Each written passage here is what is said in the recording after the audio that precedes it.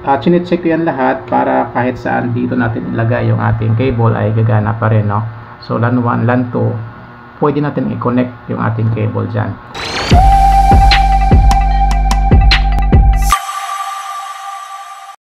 Okay, so panibagong video tayo mga ka-IT. Merong nagtanong sa atin kung paano daw i-set up sa VLAN itong Comfast EW81. So yan po yung kanyang model, EW81.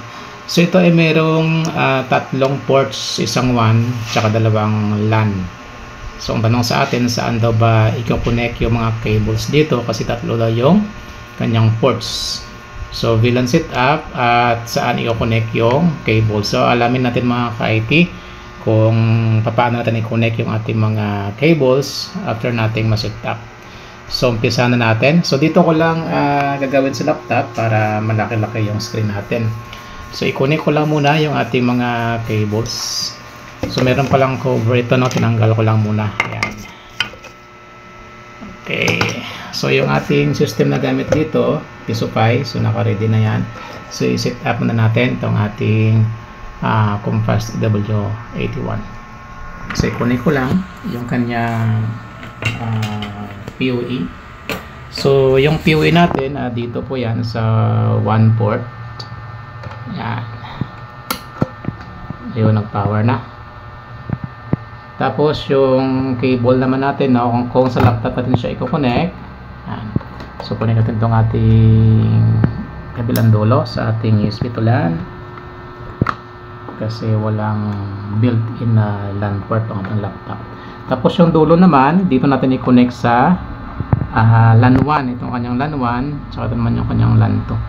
So hindi masyado makita, pero kung tingnan nyo may label po dyan. So i-connect ko lang siya sa LAN 1. Yan. Okay, dito muna natin ilagay. Op, yan. So meron pala tayong desktop switch dito. Susubukan natin ditong i-connect kung gagana ba. Then susubukan din natin na i-direct dito sa ating OPI board kung gagana din ba. Yan. So from EW81 na port, so sa LAN port niya papunta sa OPI board. Then try din natin sa ating desktop switch.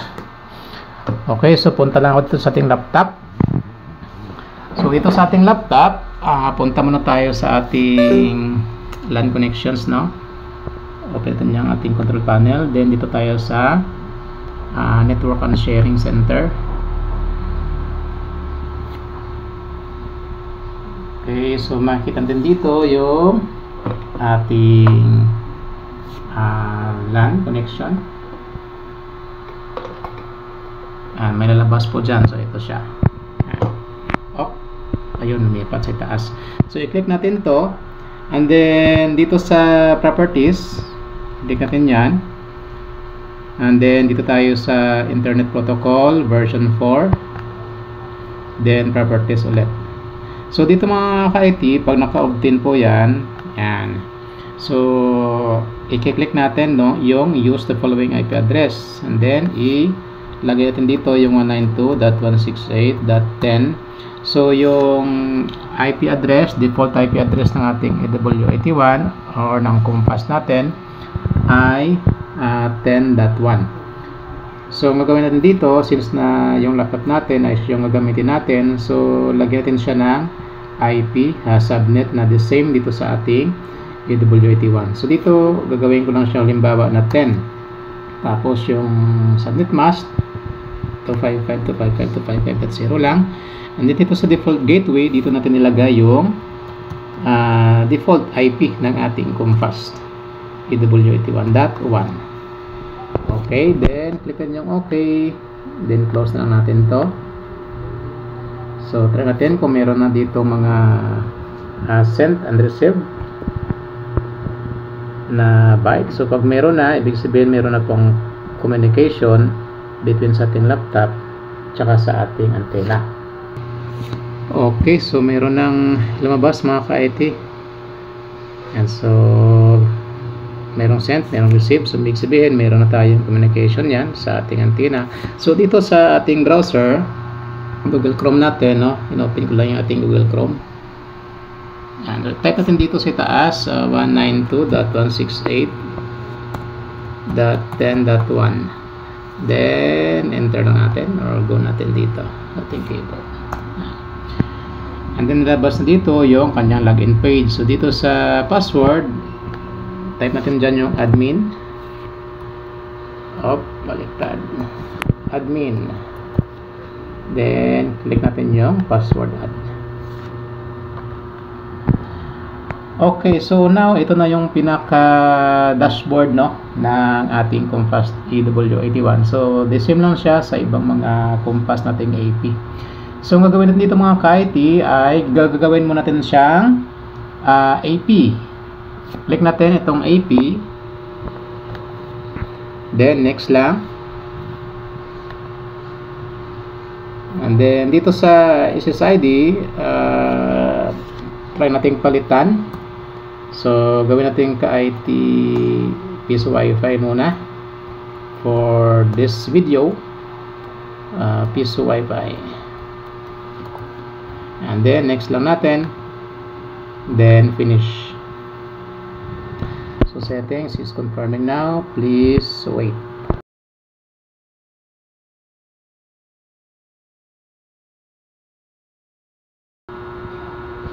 Malapit na. Ayan, so nag-load na siya ulit. So after that mga ka-IT, punta tayo sa ating network. Click natin yung network. Then dito sa network, punta tayo sa VLAN. Then dito sa VLAN, gilid, click natin yung add. Eto. And then dito, connection type, select natin yung unmanaged. And then sa VLAN ID, so kung ano yung VLAN ID ng ating software, no, halimbawa dito, PISO5 pa yung ating gamits, yung default VLAN ID niya ay 22. So dito ilagay natin yung 22. Yan. Then dito sa VLAN port, so dito kiniklik ko yan lahat. 1, 2, 3. Chinecheck ko yan lahat para kahit saan dito natin ilagay yung ating cable ay gagana pa rin, no? So LAN 1, LAN 2, pwede natin i-connect yung ating cable dyan. Kaya, chinet dito lahat ng mga ports. Then, save lang natin. Okay, so after that, punta tayo sa ating wireless. Dito sa wireless naman, hanapin natin yung VLAN. Ayan po siya. So dito sa VLAN, naka-default siya sa LAN. I-click lang natin to. Then, hanapin natin or i-click natin yung, select natin yung VLAN 1. Ayan. Then, click natin yung apply. Ayan. So, mag-confirm siya ulit. After ng mga ka-IT ay tapos na po yung ating pag-set up ng VLAN dito sa ating EW81. So, habang nag-confirm siya, ang gagawin natin, i-connect na natin yung ating mga cables dito. Ayan. Okay, so yan. Tanggalin ko na siya sa ating USB to LAN. And then, i-connect ko na siya direct dito sa ating OPI board. Ayan. Okay. So, from OPI board natin, papunta na po yan, no? Sa port 1. LAN 1 pala ng ating EW81. So, ito po yung kanyang 1 port, tapos LAN 1, tapos LAN 2. Okay. So, now, tingnan natin dito kung nagbi-blink na dito yung kanyang LAN. Okay, so meron na. Ibig sabihin, connected na po yan siya sa ating OPI 1. So, now, dito sa isang cellphone, try natin kumonect.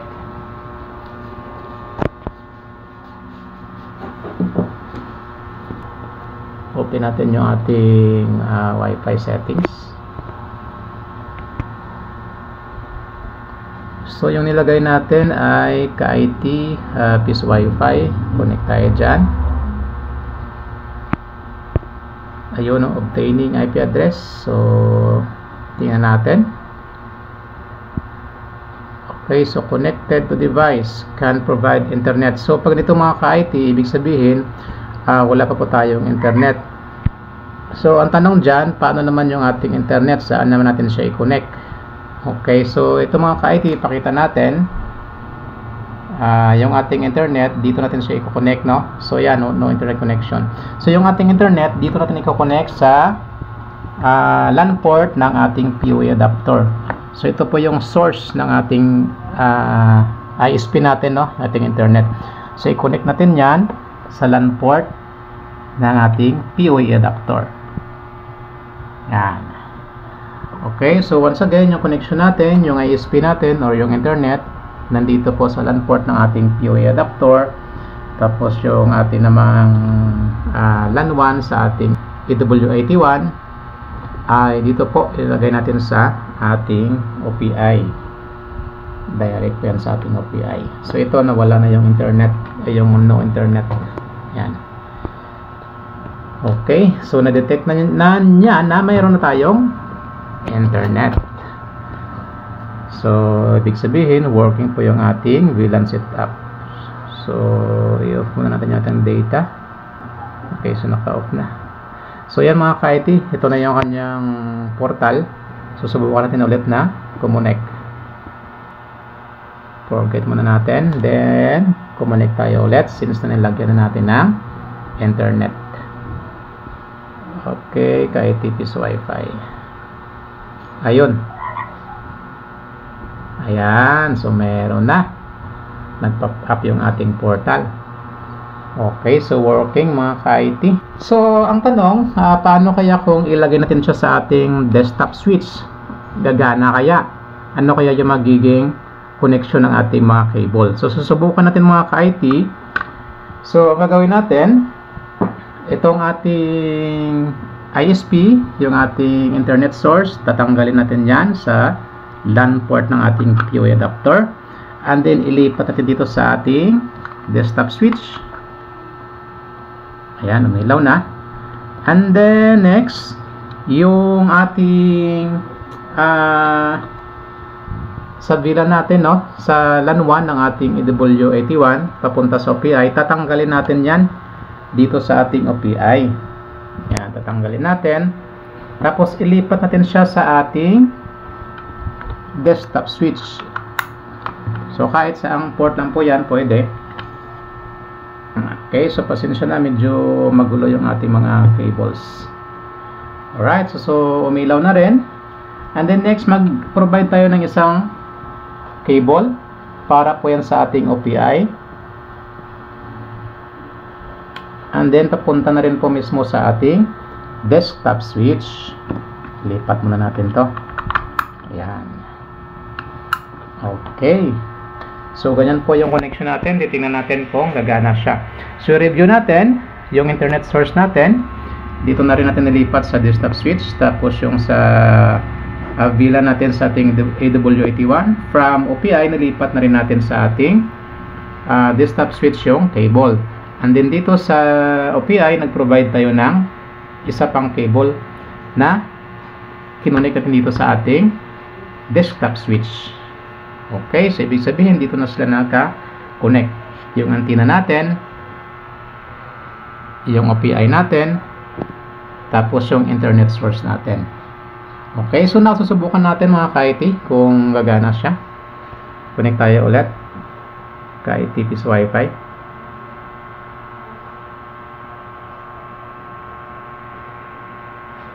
Okay, so ayan, nag-pull up ulit yung ating portal. So ibig sabihin, gumagana din siya. Working din siya pag dito natin dinaan sa desktop switch. So try natin ulit, no? Forget muna natin to. Then, try natin connect ulit. Ayun. Wow. So, gumagana mga ka-IT. Okay, so next sa tanong, paano kaya kung tatanggalin natin dito sa ating LAN 1 itong cable para sa ating VLAN, at dito natin i-connect sa ating LAN port ng ating PoE adapter. Gagana kaya? So ito yung karagdagang tanong, kasi daw yung iba ay dito po dinadirect. Ayan. So alamin natin, titingnan natin kung pwede rin dito lagay sa ating LAN port as usual po natin ginagawa, no, sa iba mga antenna natin. Okay, so ito, connected na tayo sa ating LAN port ng ating PoE adapter. So now, balik tayo sa ating cellphone. Forget muna tayo dito. Okay, so try natin mga ka-IT.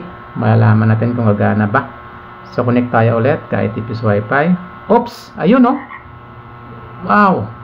So nag-pull up din ang ating portal. So ibig sabihin, gumagana din. Okay, so try natin isa pa. Forget natin. Ka-IT Peace Wi-Fi. Alright, so mga ka-IT, meron talaga. So gumagana talaga siya, no? So ang ginawa natin, para siyang tatlong klaseng connection, no? Ang ginawa natin. So una, nag-direct tayo dito sa ating LAN 1, sa ating EWIT1 papunta sa OPI. Okay, dito. Tapos pangalawa, ginawa natin, tinanggal natin siya dito, and then nilipat natin sa ating desktop switch, no? Tapos yung ISP pala kanina, ang una ay naka-direct dito sa kanyang LAN port ng kanyang PoE adapter. Tapos nilipat natin dito sa ating desktop switch. And then nag-provide tayo ng panibagong kable ulit para sa ating OPI papunta dito sa ating desktop switch at gumana rin. So ngayon ang ginawa natin lastly, nilipat natin yung cable papunta dito sa LAN port ng ating PoE adapter, no? Mula dito sa LAN 1 ng ating EWIT1 at gumana na rin mga ka-IT. Okay, so nag-pull up na rin yung ating portal. Yan. So forget tayo ulit. Try natin ulit. Ayun, no? So working po. Ayan. Okay, so sa mga nagtanong po sa atin ay gumagana po yung ating VLAN setup at yung iniba natin yung mga connections ng ating mga cables. So maraming salamat. Para po dyan sa mga karagdagang tanong, paki-comment na lang po dito sa ating video and paki-subscribe na rin ang ating YouTube channel sa mga hindi pa dyan nakasubscribe. And sa mga nais pala dyan umorder, no, ng Peace Wi-Fi ay pwede po kayo mag-reach out sa ating page, ka-IT Peace Wi-Fi.